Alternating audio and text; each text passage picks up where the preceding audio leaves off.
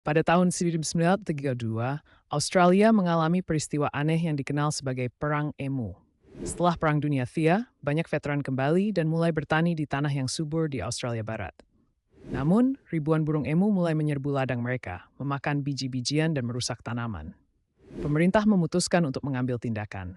Misi militer diluncurkan dengan para tentara bersenjata, tetapi burung-burung itu sangat gesit dan sulit dijangkau. Dalam beberapa bulan hanya sedikit emu yang dibasmi. Pada akhirnya, upaya ini gagal total dan petani terpaksa mencari solusi lain. Perang emu menjadi contoh luruh tentang perjuangan manusia melawan alam.